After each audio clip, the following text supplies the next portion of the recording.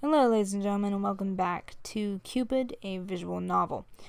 Now, last time we left off, we had seen that Rosa has started to enact a spell, and she's already, I guess, in the second phase of it.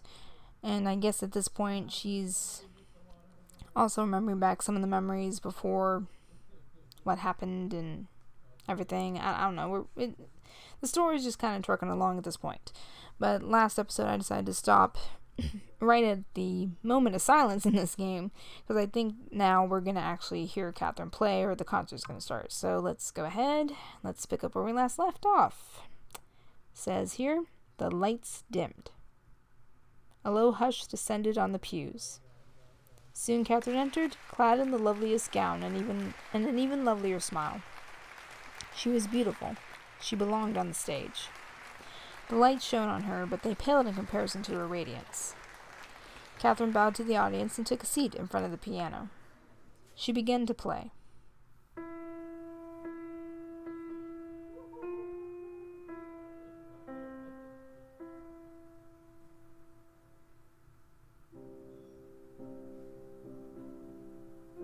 Okay, good. So I can continue pressing the buttons and she'll just continue to play. Let's see. Rosa gripped the handle of her seat.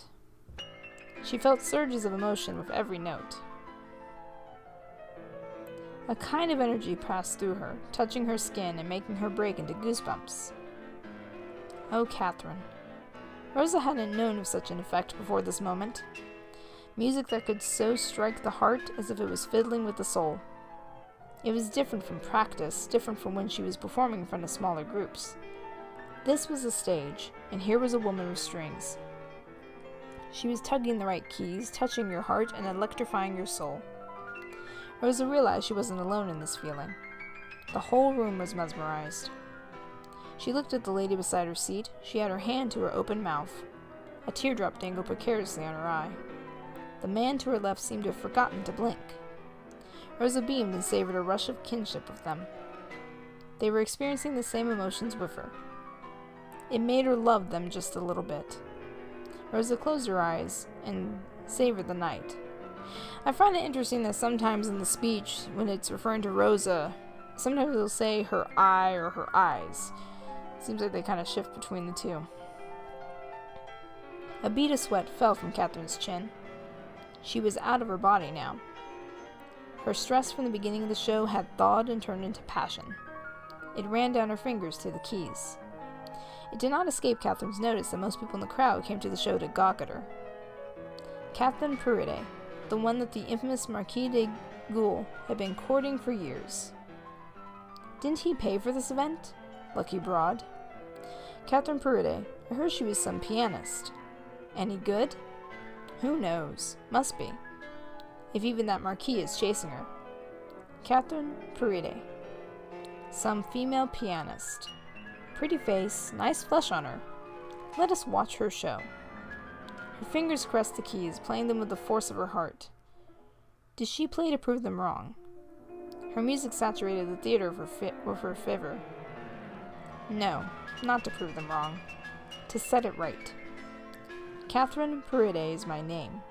I am more than just a pretty face, and I am playing this piece for you. It is my gift. Let me touch your soul. Rosa felt her eye get moist. See, there it goes again. It goes from eyes to eye, but okay. This was Catherine's heart transcribed into music. All energy and beauty with the strength of the wind. The mischief of a sudden gale that whips at ladies' skirts and tips gentlemen's hats. The cold breeze that carried the loneliness of the coming winter. Everyone in the audience felt it. Rosa searched for Guillemot's face in the darkness. She couldn't see him clearly. But it didn't matter. She knew what he was feeling. She felt it too. Rosa's heart began to ache. It was a sting that she didn't know how to name.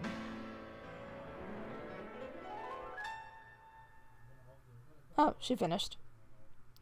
After the show, Rosa greeted Catherine in her backstage dressing room. Aw, cute little outfit. It's got a little bit of Victorian kind of vibey sort of deal. She was smothered in flowers from the audience. Sweat glistened on her forehead. Catherine gave her a tight hug. Congratulations, Kath. You were marvelous on stage. Thank you, Rosie. Catherine covered her cheeks with her hands. I'm still shaking. The excitement from the stage hasn't left. Look at my hands. Oh dear. So we call this show a success, yes? Pour the champagne, chérie. It is a night to remember. Catherine and Rosa hugged again. Let me just finish up here, Rosa. Then we'll celebrate properly. Two young, ravishing ladies sampling the best of what Paris had to offer. I like it. Rosa laughed. Just don't let go of my hand. You might get lost being so starry-eyed. She was teasing, but smiling brightly all the same. I would never. Anyway, shall I meet you outside in a few minutes? Very well. I'll see you later. Rosa was thankful to leave the backstage area. She had almost forgotten her anxiety during the show, but the backstage was an ill reminder of the crowd. She looked forward to the night ahead, wondering vaguely why she hadn't mentioned Gilmay's presence to Kath. She shrugged it off. It had simply slipped her mind, that was all. Catherine went back to her dressing room, humming as she was about to grab her coat. She wasn't the least bit tired. Visions of the city exploring new sights and gaining experience made her giddy with excitement. It will end the night on the best note, she was sure. A small knock interrupted her thoughts. Who's there?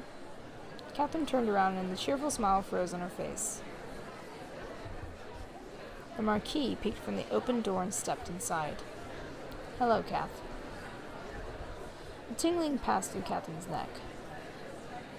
Although she was aware he had returned, this was the first time she'd seen him in 2 years. Okay, so at this point in time, he must have been gone for a while, after she rebuked his intentions of wooing her. Catherine shook her head at the memory. They grew up together. It was normal to develop feelings for someone you shared most of your life with, wasn't it? Was it not? Yet Catherine had promised herself not to dabble with the Marquis. With all the rumors and the past flings, it felt like she knew too much. Too complicated, she had reasoned.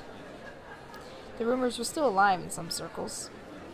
But hadn't Gilmay come clean of his romantic escapades? Hadn't he vowed to be faithful since he had made his intentions clear? Who to believe? Perhaps it was possible that... Catherine pushed away the insinuation of the last thought and rearranged her face into a merry smile. She curtsied. My Lord Marquis, thank you for coming. That last bit came out too loud in her ears. It felt like her voice was compensating. She suppressed a groan. I hope you found the show satisfactory. My Lord Marquis? What happened to Gilly Monster? At once the memories flooded her mind. That used to be her greeting every time she had visited him back then. She would scream that when she saw him, right before she flung her arms around his neck. Catherine didn't know what to do. Suddenly her hands, the hands that had never betrayed her, felt like they belonged to someone else. She cleared her throat and felt the smile harden on her face. Pardon my past slights, sire. I was a bit of a precocious child. After all, I must give my due respects to the sponsor of this event. Thank you, by the way. It didn't have to be so extravagant. Wasn't it your dream to play in Paris, Kath? I thought your debut would be the perfect opportunity to fulfill that dream. The Marquis stepped into her quarters and closed the door. And it went completely silent. Catherine flinched, afraid that the small room would draw them even closer. Just the effect that he wanted, probably. The sly fox. She floundered for a bit and contented herself in fussing with the followers on the table. Oh, the flowers. Hello. I am not reading properly here. She should chase him out. Or wasn't she chasing him out? Merde, Catherine. I didn't think you'd be attending tonight, sire. Weren't you traveling? Yes, I was. But I wouldn't miss your concerto for the whole of France. Gilmay stepped forward. And it seems my investments were well placed. Gilmay drew closer to Catherine, so near that she could smell the mint in his breath. Oh, that's a little too close right there. He appeared to reach out to her face, but changed direction at the last minute. Oh, these flowers are from the Duke. How pretty. Okay. He examined the card dangling a hair away from Catherine's ear, trying to look fascinated by the piece of decorative paper. Then he stepped back, grinning like an idiot. He really has great taste. Wherever did you learn that, muckhead? If he thought that kind of ploy would make her swoon, then he was dead wrong. In fact, all it made her want to do was wipe that stupid grin off his face. With the backside of the vase. Yes, he does, doesn't he? She gritted her teeth, unable to take the acidic edge off her voice. It wouldn't be so hard. All she had to do was grab the neck of the expensive vase and fling it at his head. She wasn't sure the vase would break. Maybe not. Maybe she would need to hit him again for the full effect. Catherine, did you hear what I just said? Huh? I said now that I'm back in town, would you consider playing for me again? It was part of our original arrangement, after all. She felt the tendons in her neck tighten. I have a full schedule this week, sire, but I'll let you know when I'm free. Oh. Sire, I must retire for the night. I'm exhausted from my performance, after all. Excuse me. Catherine turned around and went for her coat, but she felt Gilmay grab her hand. Wait, They stared at each other for a couple of seconds. Gilmay looked like he was about to say something. His mouth opened and closed as if debating the correct words in his head.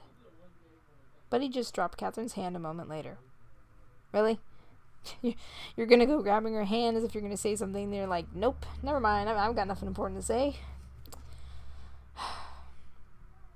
I'm sorry, you're right. You must be tired. His shoulders dropped. Catherine felt a tinge of disappointment, but she ignored it quickly.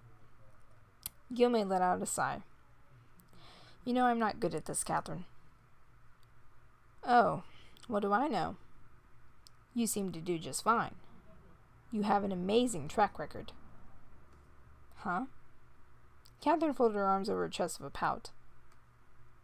Oh, that? That is just because of my face. What? Most people think I'm very deep and thoughtful when I stare at them like this. I just run with it. You just run with it, okay. Catherine bit her lip to prevent the chuckle from escaping. But the laughter burst out from her. He hadn't changed at all. Before she could stop herself, a mischievous smile appeared on her lips. No, actually it is your inability to make big gestures, Gilly. Huh? Well, look at you. She copied his tight, alert posture. You stand stiff as a board. I guess it fools people into believing you're a graceful, dashing soul. Gilly made a pout. I am dashing, though. Maybe. Au contraire, monsieur. I have no idea what she just said. I don't speak French, unfortunately. Oh, boy. I did have the misfortune of being victim to your dancing. Oh, crap. Must you always bring that up? It was a long time ago. He looked so distressed that Catherine couldn't help but tease him further. I mourned the death of my little toe, sire. I like that toe. It was a traumatic experience. Before long they were laughing, like it was the most natural thing in the world. When did it change? Hadn't it always been like this? Catherine settled back into her own skin, mulling the confusion in her veins. Cat? She looked up at him. Her own emotion stung her. You can't keep running away from me. Oh, okay. She sighed deeply. Her hands tightened around her resolve for a lack of a solid thing to hold on to. Perhaps not, but I've already given you an answer. I am aware. I have tried to accept it. Please don't take offense, but I thought it would be easy. I left to clear my head, to fill my mind with other things. Traveling usually does the trick. For a while, at least, I thought it was successful. Seriously, where did the music go? I want the music back in the game already. It's too quiet. But even during my trip, I would catch myself thinking such absurd things like, I wonder what Kath will say when she sees that. No, I don't think Catherine will like this too much. Well, Kath used to say, it was funny, but also a little infuriating to know you've never left my mind. So I wish I knew how to do this. I am... He sighed. I am too used to people leaving me, that I do not know how to quit on my own. It must bother you, the amount of lovers I had in the past. I am sorry for that. I almost wish I really was that adept. But like I've told you, most were simply rumors. The rest were people realizing I am not as interesting as they had initially thought. Gilmay. They never stay long, Kath. One could say I am amazing with first impressions. There is a nagging feeling that that's all I am ever good for. A sort of exotic trophy people like to collect for its sake, and then put aside when its novelty expires. I can't blame them. By now I am quite sure that I am what is wrong. I must be better at letting people go. But you? Please don't make me let go. Oh, okay, here we go. Music is coming up again. You see through me, Kath. In your eyes, I feel like I'm somebody worth loving. Is it any wonder I'd like to continue thinking of you fondly? Old habits die hard, I suppose. Catherine bit her lip. Those are impressive words, sire. But do you have a point? My point? It's simple, really. I don't think I'll be able to stop my feelings for you. Okay. Alright, okay. I'm gonna be honest, this seems kind of awkward to me, but then again, I'm trying to remember that this is a different time period. So, of course, back then, women married much younger, they didn't live as long, a lot of people didn't live as long. So, just reminding myself that it was a different time back then. I don't think I'll be able to stop my feeling. Oh, wait, I already read that, didn't I? You may reject me as many times as you wish. It will not change. I've already come to the conclusion that I don't mind. He shrugged. So I propose that you either get used to me chasing you, or you give in to my dashing, toe-mashing charms. Catherine chuckled despite herself. Or I could just kill you with the Duke's fashionable vase. Please do not give my superior the pleasure. I would rather you rip my heart out of my chest and offer it as a dark sacrifice to the gods. Gory. Very poetic. Dashing points for you. You think so? I've been reading a lot of romance novels lately. What kind of romance novels are you even talking about? I figured I must learn to be more suave to make the lady of my dreams swoon. Is it working? Catherine laughed. Hardly. I believe this is how they do it in the big finale. Gilmay cleared his throat and knelt down on one knee. What? Oh, no, dude, you're actually gonna ask her to marry— Oh, boy, okay. He took Catherine's hand awkwardly, trying to act as natural as he could. His serious face made Catherine burst out laughing. Que folie. What? I really need to learn how to read French better. What in the world are you doing, idiot? Stop laughing, madame. I must try this at least once. I'm simply concerned for an older gentleman and his knee. Will you be able to stand up from that position later, given your obvious grace? Gilmay chuckled. Terrible. Dare you call me an old man? I don't look my age, you know. Sure. Oh, stop laughing, will you? I'm trying to concentrate. He cleared his throat again. Will Mademoiselle Catherine Paredes allow me an audience tonight? As such, perhaps she might allow me to stay by her side for a while longer. It would make me a very happy man. It was— Oh, I thought he was going to ask her to marry him or something. Okay, no, that's not quite what I was expecting. It was sappy and ridiculous, and yet hearing the words did stir Catherine's heart. They were giggling like fools now, like children, her heart heavy with love for him. Love? Did she just think love? Of course she did. She had always loved him. My goodness, why is there so many women in this guy's life? Why was she fighting her feelings again? The reason seemed unclear all of a sudden. All right, sire, your gallantry has convinced this lady to accept your offer for tonight. She bowed with an exaggerated curtsy. Gilmay took her hand theatrically as he stood up. This gentleman is relieved he didn't have to sing. A few rules for tonight. As we are in Paris, you must be on your best behavior. No embarrassing jokes like making friends with the street mimes. Agreed. As such, I must retire by 8. 10. 8. 9:30. 9. Take it or leave it. Gilmay grumbled, but Catherine just chuckled at his frustration. Fine. 9:15 it is. Sire, I meant 9 sharp. Oh, for goodness sake, you guys are arguing about the flippin' time. Gilmay's face brightened like a little boy's. Oh, I know where we can go. There is a quaint little piazza just south of here. They have a breathtaking view of the city. They're on a hill, you know. I know the owner personally, so we're already guaranteed the best seats. And they serve the best pomme de terre gratin... I don't know, some sort of dish in French. Gratin again? If you continue eating that every opportunity you get, soon there will be no potatoes left in all of France. Okay, so it's something related to potatoes. Potatoes is used to make that dish, apparently. Catherine sighed. Why must he be so... This better not be a game like all your other flings, sire. I deserve to be treated like more than a prize. But Catherine watched Gilmay's face beam as he talked about that little house on the hill. How, when the weather was perfect, the stars would soak the sky. She giggled to herself with fondness. What a dolt. A night in Paris and he would rather eat cheesed potatoes. Okay, well now we kind of know what she was talking about.